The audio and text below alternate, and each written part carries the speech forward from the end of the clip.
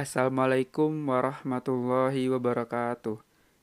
Kembali lagi di series Belajar Golang Bahasa Indonesia. Di video sebelumnya teman-teman udah belajar tentang tipe data yang ada di Golang. Kemudian teman-teman juga udah bisa nih mengkonversi tipe data di Golang. Kita akan bahas sesuatu yang menarik, yaitu kita akan bahas mengenai dua hal ini.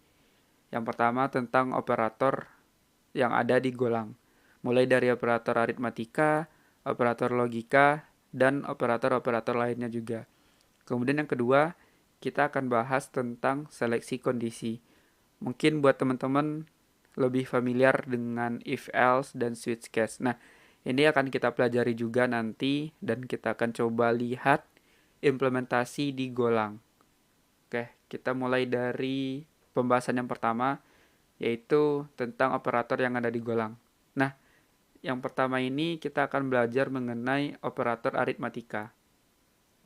Nah, operator aritmatika ini dapat kita gunakan untuk operasi matematika ya. Biasanya itu misalnya ada penjumlahan, pengurangan, perkalian, dan pembagian. Terus untuk implementasinya sangat mudah ya teman-teman. Ini mungkin teman-teman udah bisa lah ya, karena nggak berbeda dengan bahasa pemrograman yang lain.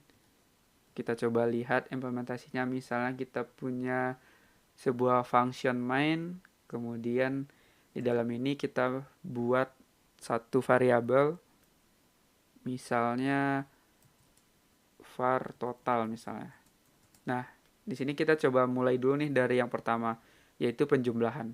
Ini sangat gampang ya penggunaannya. Misalnya 2, terus kita pengen tambah 3, kita tinggal tulis simbolnya itu plus, kemudian 3.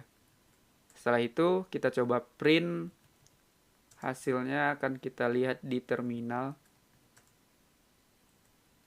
Nah, kalau secara matematika 2 plus 3 hasilnya 5. Kita coba lihat apakah hasilnya sama apa enggak. Nah, di terminal udah tampil nih angka 5, berarti penjumlahannya udah benar.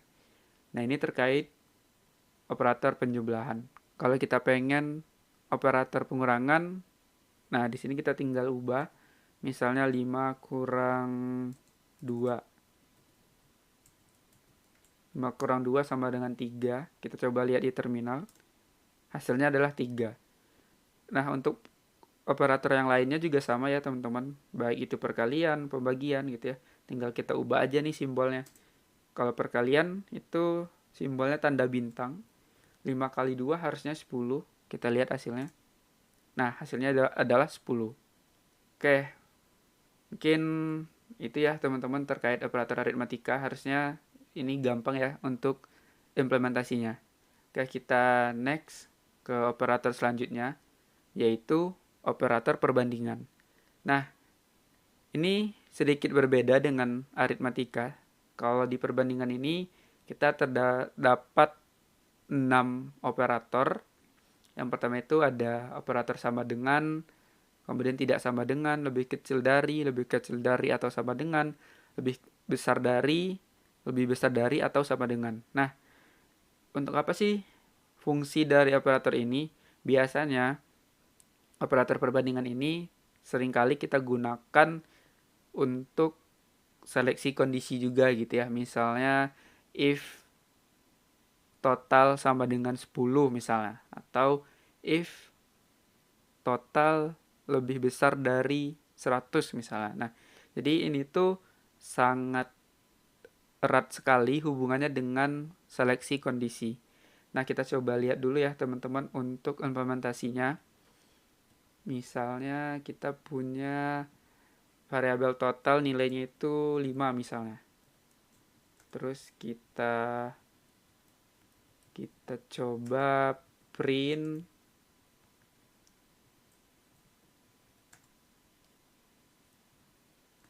total lebih dari 5. Kita coba jalankan di terminal. Nah, hasilnya adalah false. Nah, di sini untuk operator perbandingan ini tentunya ada dua nilai ya teman-teman. Ada true dan juga ada false. Kalau misalnya kondisinya itu benar, maka nanti di terminal akan tampil nilainya itu true. Misalnya kita ubah nih nilainya nih. Kalau sekarang total itu nilainya 5, nah kita coba nilainya jadi 7 misalnya. Berarti di sini kita akan ngecek nih, apakah total lebih besar dari 5. Nah, kita coba lihat hasilnya adalah true. Terus kalau kita ubah misalnya pakai operator tadi itu ada operator sama dengan, tidak sama dengan, kita coba deh yang sama dengan. Print total sama dengan 5, kita coba lihat hasilnya di terminal. Ternyata false, karena total ini nilainya adalah 7, sedangkan di sini 5. Kalau misalnya kita ubah totalnya jadi 5, terus kita jalankan kembali, hasilnya adalah true. Jadi seperti itu ya teman-teman untuk operator perbandingan. Jadi dia akan membandingkan dua buah nilai. Nah, nilai yang dibandingkan itu nilai yang mana? Yang pertama adalah nilai yang berada di sebelah kiri operatornya dengan nilai yang ada di sebelah kanan. Jadi total ini ada di sebelah kiri, kemudian 5 ini ada di sebelah kanan. Terus kita coba praktekkan operator lainnya, misalnya tidak sama dengan. Total tidak sama dengan 5. Hasilnya adalah false.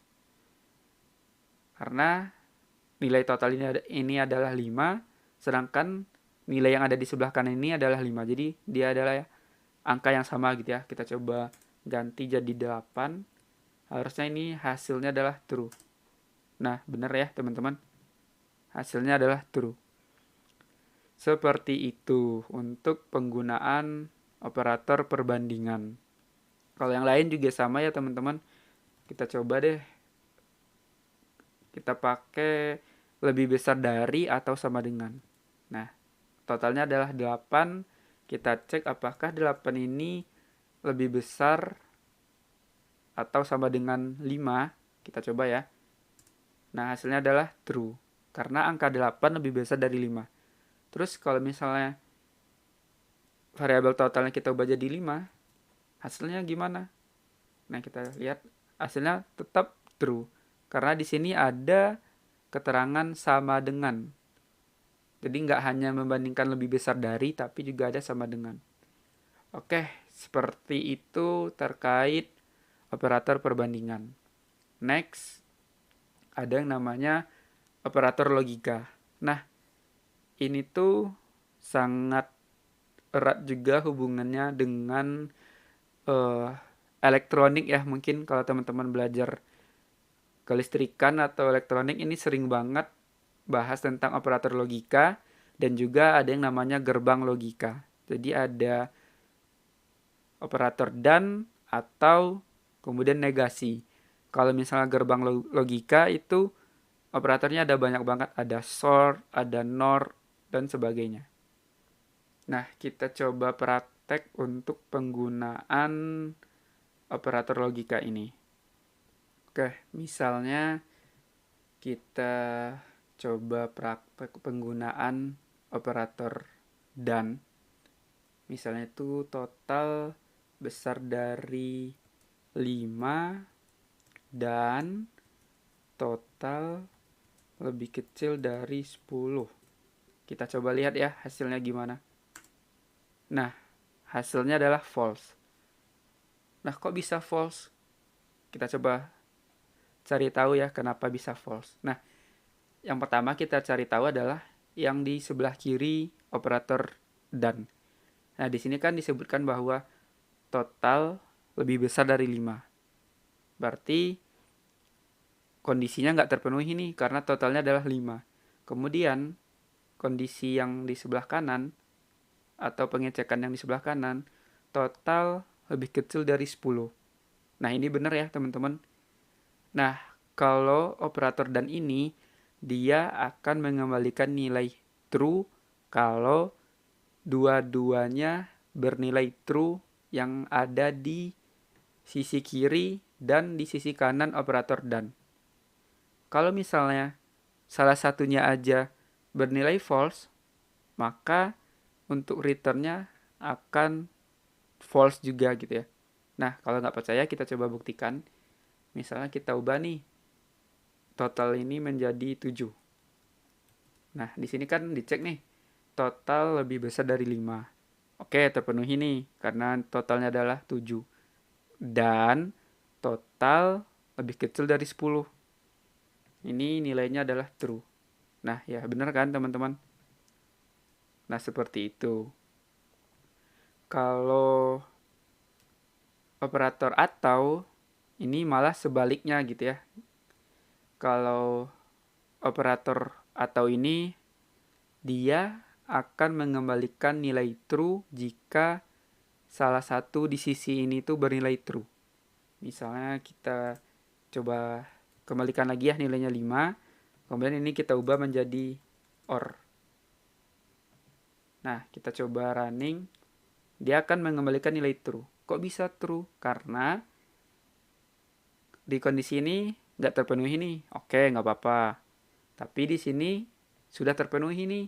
Total lebih kecil dari 10. Itu nilainya adalah true. Maka secara keseluruhan dia akan mengembalikan nilai true. Kalau misalnya operator selanjutnya ini operator negasi, tadi sebenarnya teman-teman udah lihat juga ya. Negasi itu seperti ini. Tidak sama dengan 5 atau sisi yang berlawanannya gitu ya. Jadi seperti itu terkait operator negasi. Nah, kalau teman-teman penasaran, pengen cari tahu lebih lanjut, teman-teman bisa cari yang namanya gerbang logika. Nah, kalau misalnya A ini 0, B ini 0, maka outputnya 0. Tapi kalau salah satunya aja berbeda, maka dia akan mengembalikan 0 atau false. Nah, ini yang namanya gerbang logika. Kalau dua-duanya itu satu, barulah dia bernilai true. Sama ya, kayak kasus yang tadi. Kemudian ini operator OR, ada juga operator lain. Not ini sama dengan operator negasi yang ada di golang. Kalau NOR ini mungkin belum ada ya di golang. Kemudian ada NaN, ada XNOR, ada XOR, dan sebagainya. Nah, ini terkait operator logika. Kita masuk ke pembahasan selanjutnya, yaitu pembahasan tentang seleksi kondisi. Namun sebelum itu, kita akan bahas dulu yang namanya itu flow control. Nah, apa sih sebenarnya flow control ini? Flow control adalah urutan bagaimana sebuah baris code itu dieksekusi oleh komputer.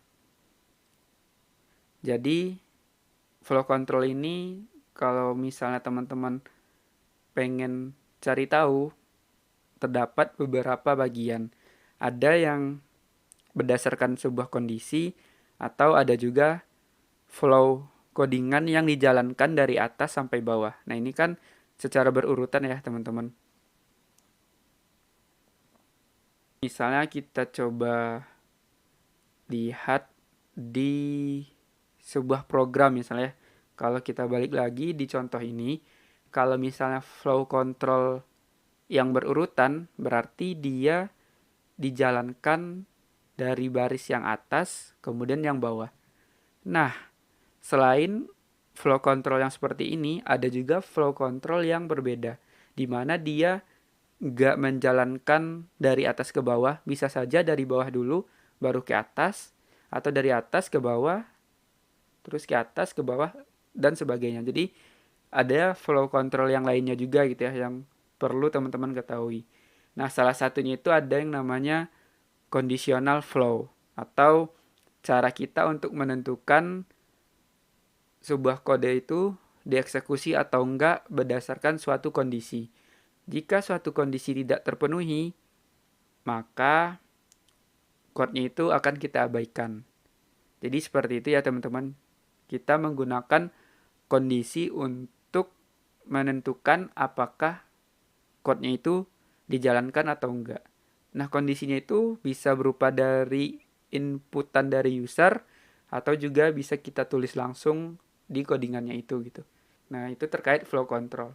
Kemudian di Golang ini terdapat dua jenis seleksi kondisi, yaitu ada yang namanya if else, kemudian ada yang namanya switch. Jadi di Golang ini untuk seleksi kondisi terdapat dua cara. Oke, kita lihat cara yang pertama menggunakan if else. Untuk seleksi kondisi yang pertama ini, mungkin teman-teman udah familiar ya, udah sering lihat nih di bahasa pemrograman yang lain. Karena sebenarnya if else di Golang ini sama seperti yang ada pada bahasa pemrograman umumnya. If else ini digunakan untuk mengeksekusi sebuah blok jika kondisinya itu terpenuhi atau true. Jika belum terpenuhi atau bernilai false, maka code-nya itu tidak akan dieksekusi. Bentuk umumnya yang pertama di sini ada sebuah pengecekan kondisi, misalnya itu if 1 lebih dari 2 atau 1 sama dengan 3. Nah, itu bentuk expression. Kemudian biasanya itu ada yang namanya statement. Ini bisa kita tulis sebuah print, sebuah pemanggilan function, atau kita bisa menuliskan apapun di dalam bagian statement ini. Nah, bentuk umumnya seperti itu. Kita coba praktek ya teman-teman.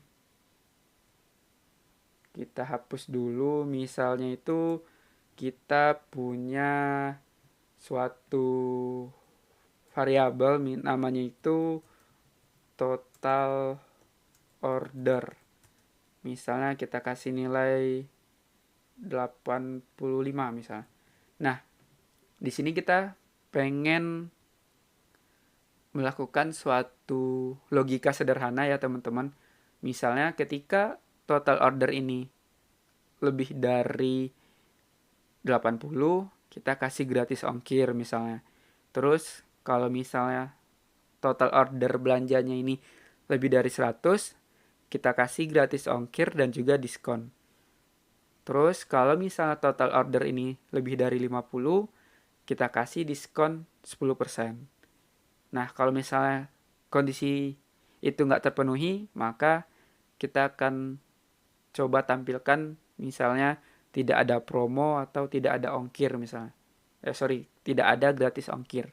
Nah, kita coba bikin seperti yang ada di slide ini. Bentuk umumnya itu kita awali dengan sintaks if misalnya total order lebih dari 100 misalnya. Nah, perbedaannya adalah kalau di Golang kita nggak perlu tuliskan tanda kurungnya gitu ya. Biasanya di bahasa pemrograman yang lain perlu menuliskan tanda kurung seperti ini.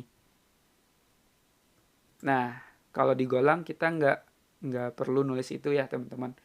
Terus lanjut kita tulis kurung kurawal. Kemudian di sini kita tampilkan print sederhana ya teman-teman. Misalnya itu fmt print misalnya karena lebih dari 100 kita kasih nih gratis ongkir dan diskon 10%. Nah, kita coba jalankan. Nah, nggak akan ada tampil di terminal karena kondisinya nggak terpenuhi nih teman-teman gitu ya. Kita coba ganti dulu nilai total ordernya jadi 110 misalnya. Nah, ketika kita jalankan akan tampil sebuah teks di terminal, yaitu teksnya gratis ongkir dan diskon 10%. Nah, ini terkait if gitu ya. Nah, selain if juga ada kondisi else-nya gitu, atau kondisi yang tidak terpenuhi. Nah, di sini kita bisa langsung kasih default-nya atau else ketika tidak ada suatu kondisi terpenuhi, maka dia akan masuk ke blok ini. Tapi sebelum itu kita coba dulu nih tambahin if else yang bercabang gitu ya. Kita tambahin lagi else if total order Total order lebih dari 80 misalnya. Kalau lebih dari 80 kita pengen ngasih dia gratis ongkir misalnya. Nah, kita coba ganti dulu nilai total ordernya jadi 82 misalnya, 83 misalnya. Nah, kita coba jalankan lagi di terminal. Kita akan lihat hasilnya dia akan masuk ke blok yang gratis ongkir. Maka di terminalnya tampil juga gratis ongkir. Kenapa dia bisa masuk ke blok yang gratis ongkir ini gitu ya? Karena kondisi yang terpenuhi adalah kondisi ini gitu. Nilai total ordernya 83. Di sini kita cek nih, apakah total order lebih dari 80? Iya, terpenuhi. Terus kalau misalnya yang paling atas ini, apakah total order lebih dari 100? Tidak. Maka dia nggak akan masuk ke blok yang ada di sini gitu ya.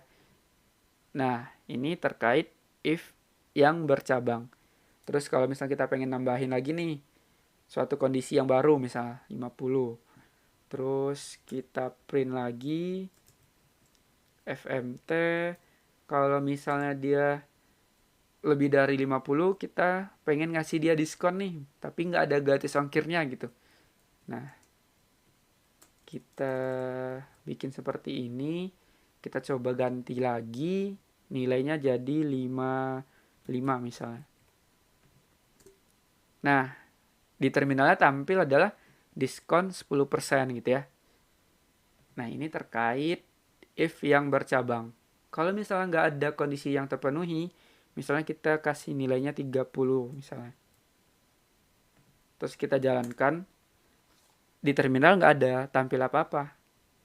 Nah, kita juga bisa kasih nilai else gitu ya, atau nilai yang akan dieksekusi ketika tidak ada suatu kondisi pun yang terpenuhi. Nah, di sini kan 30 ya nilai total ordernya.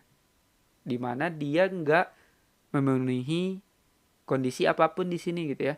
Besar dari 100 enggak, besar dari 80 enggak, besar dari 50 enggak gitu. Nah, kita bisa tambahin di sini yang namanya else. Kemudian di dalam ini kita tuliskan nih apa yang pengen kita tampilkan gitu. Misalnya FMT print misalnya tidak ada promo. Mohon tingkatkan belanja Anda. Nah, kita coba jalankan kembali. Nah, di terminalnya tampil pesan tidak ada promo, mohon tingkatkan belanjaan Anda. Nah, seperti itulah penggunaan else yang ada di if ini gitu ya. Nah, selain itu ada juga yang namanya temporary variable di dalam if else yang ada di golang. Nah, variabel temporary ini merupakan variabel yang hanya dapat digunakan pada blok if else di mana ia ditempatkan. Nah, maksudnya adalah instead of kita bikin variabel di sini di bagian atasnya, kita bisa langsung menuliskan variabelnya itu di dalam blok if else ini gitu ya. Nah, kita coba tuliskan misalnya variabel total order. Terus kita assign menggunakan type inference. Terus kita kasih nilai 100. Nah, setelah itu kita coba cek lagi nih kondisinya gitu ya. Kita panggil lagi total order lebih dari 100. Terus kita coba jalankan kembali. Nah, di sini nilainya adalah gratis ongkir karena kita memenuhi kondisi lebih besar dari 80. Kita coba ganti jadi misalnya 200. Kita jalankan lagi. Nah, yang tampil adalah gratis ongkir dan diskon 10%.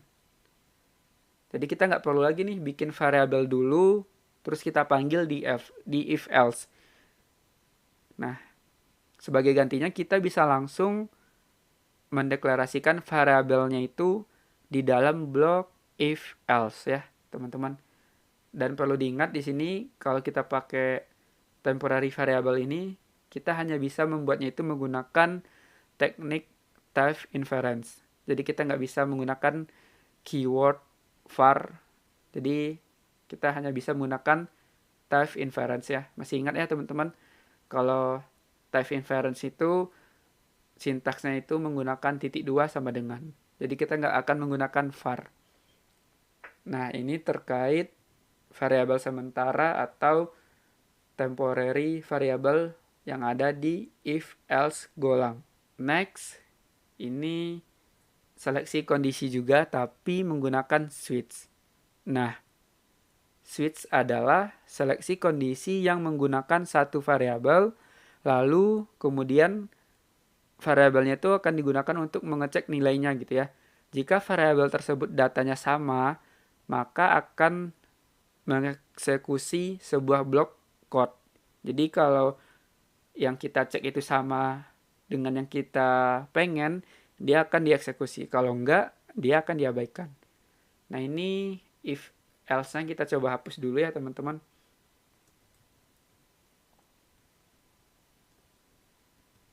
Kita coba bikin suatu case yang sama. Ini masih terkait total order. Kita tulis dulu total order sama dengan 100. Nah, untuk switch ini sintaksnya menggunakan ya keyword utamanya. Yang pertama ya kita tulis dulu switch, kemudian nanti ada yang namanya case. Nah, kita coba tulis dulu switch-nya. Terus kita panggil variabel total order. Kemudian kita buka kurung kurawal. Nah, di dalam ini bisa kita tuliskan kondisi-kondisi yang pengen kita cek gitu ya. Kalau tadi ada 100, lebih dari 100, lebih dari 80, lebih dari 50.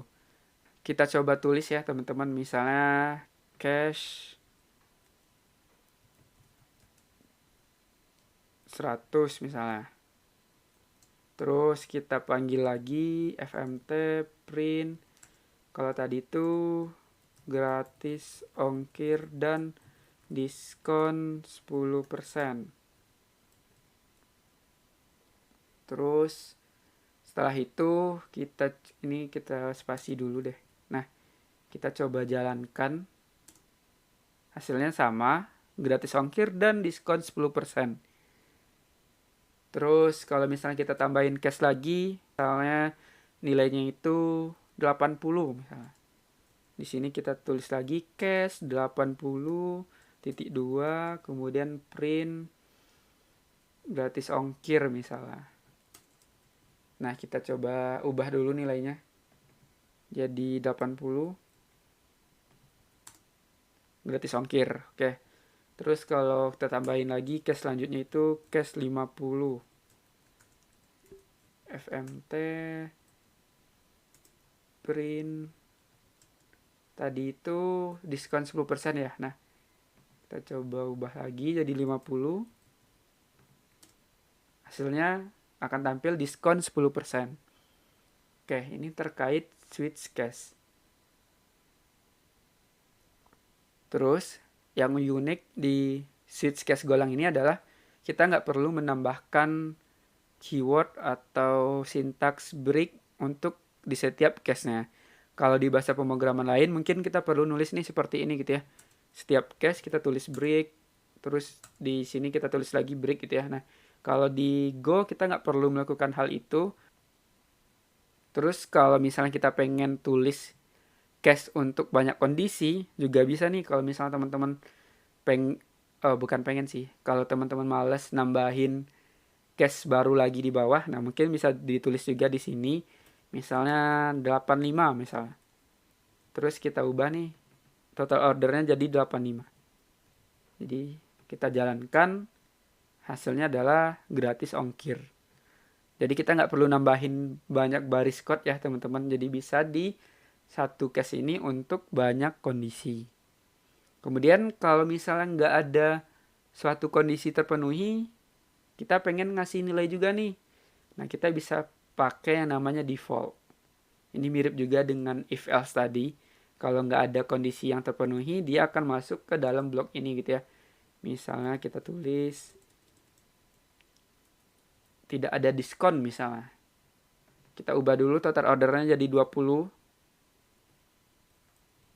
Karena 20 nggak ada di case ini, maka dia masuk ke dalam default. Kita coba jalankan. Hasilnya adalah tidak ada diskon. Nah, seperti itu teman-teman.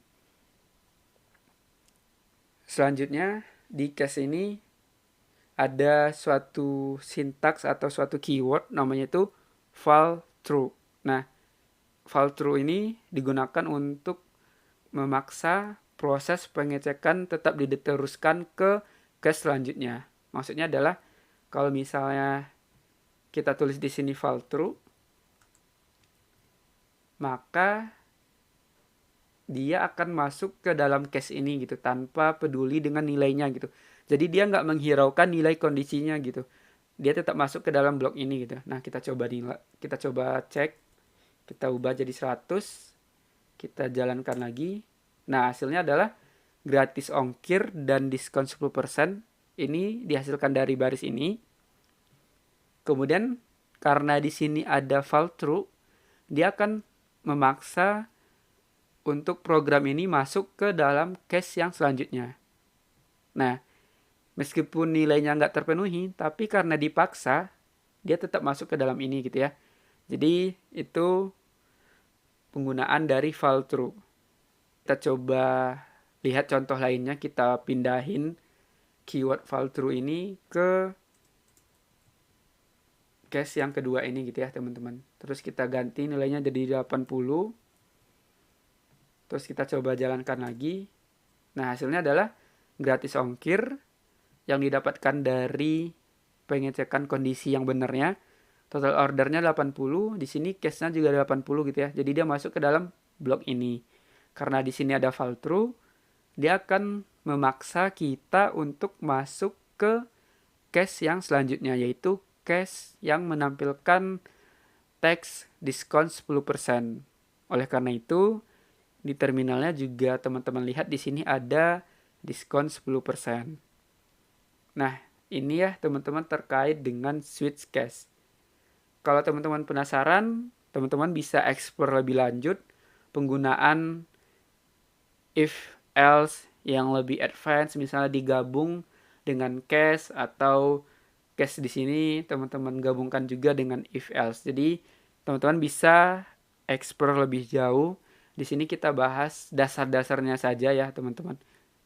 Oke, kalau teman-teman punya pertanyaan, boleh langsung ditanyakan di kolom komentar.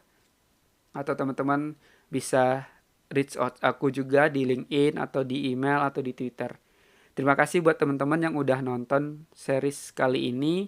Dan tetap semangat belajar golangnya, karena kita di series selanjutnya akan ketemu lagi untuk pembahasan topik-topik lainnya juga. Terima kasih teman-teman.